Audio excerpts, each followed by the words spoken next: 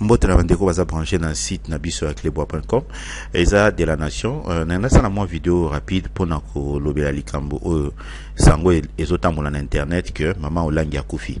Donc na moni na Twitter ya Top Congo ba lobeli liwa maman olangi pe ba Twitter ba compte belia ba te ba congolais na internet ba zolobela sur liwa na ye.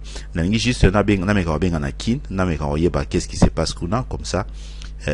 Correspondante nabiso oazanaki na meka ko expliquer sosuki ezali information solo to information solo te to landa to meka ko benga nanu Jolicia comme ça tu ba situation zandeni aza na minuto en direct na Jolicia à partir de qui aza na résidence ya maman olangi so na yeba position na ya kin leni zakuna comme ça tu ka version na à partir de mutaza sur le terrain.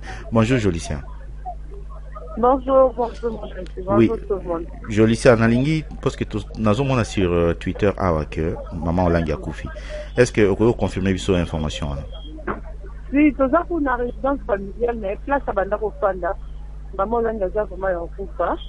Donc, il y a une mort à toute la résidence. Par exemple, la caméra qui a été vaccinée, il faut que ça est-ce que vous pouvez bisabiso akufi mkoloni? Non, bah, le gars, c'est ça, Chris, moi, vraiment, bien sûr, les malades d'accouper, mais ce qui est sûr, à coup, qui te fait la résidence. Abel a quitté, le côté? Non, moi, quand je la gente qui a vu la moto, exact. Bazol, il n'a pas le bâtiment, ça va zoler là, bâtiment, ça va moyen, donc, tout le monde a tam surtout, n'a pas de caméra, la résidence, ça moyen qu'on filme, exact, donc, bazol, quand on a coup, caméraman, place, c'est vrai que maman l'a akufi, oui, mais pourquoi tu as la carte de banque, il faut que la mutasse FMC. Tous les mutasse FMC, tu es moi au côté d'Até, parce que ça va être pas. Ils ont coupé aux aînés à carte, parce qu'ils n'y sont pas libanda. Pas bête, tu n'as caméraman en aïe. Ah, mais si tu batupé libanda, bazo de l'autre côté. À part bateau bazana. Si, bateau libanda, bazo l'émotion, maman bazo kangama, bazana bana, bazo le batemi. Batemi bana batagarte mais nani batasi fait msinde bana kati parce que tu es en place à yambela batu sokuti batukuna bakanga pe ka ba porte baningo fongola te to koti na ndaku nya to komi to profiter to koti ba moko moko abo ba bengi ba soda ba ye wana ba bakota lisusu te bakamama me ko le kabongo te il faut ka bakamama na nini na bon service na bon.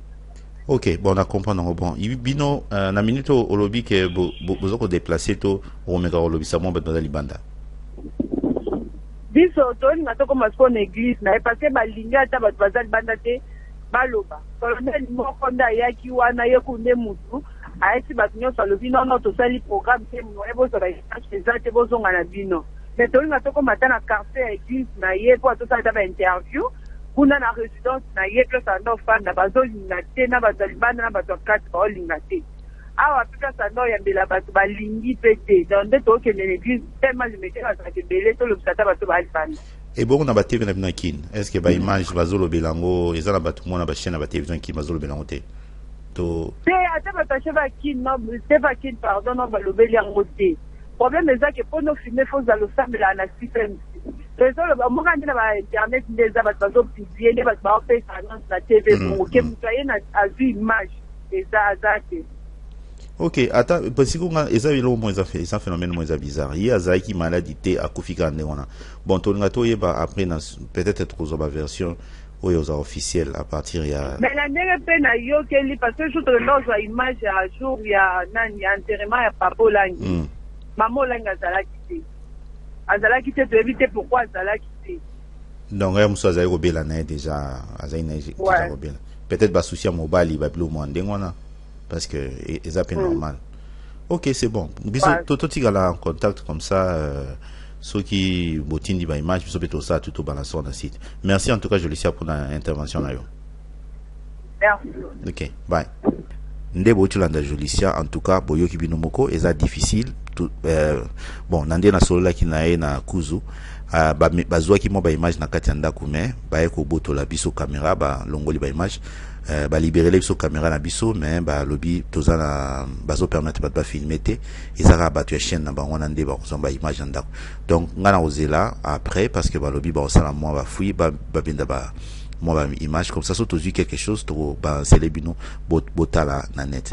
En tout cas botika la brancher na chaîne na bino ya cleboa.com, bo s'abonner, bo sanate ko s'abonner, et puis ngonga moro eza pembeni ya bouton ya ko s'abonner, bo cliquer sur ngonga wana parce que e ko permettre bino bo za ba message surtout ci ba vidéo asika. Botika malamu ezaki de la nation. Bye.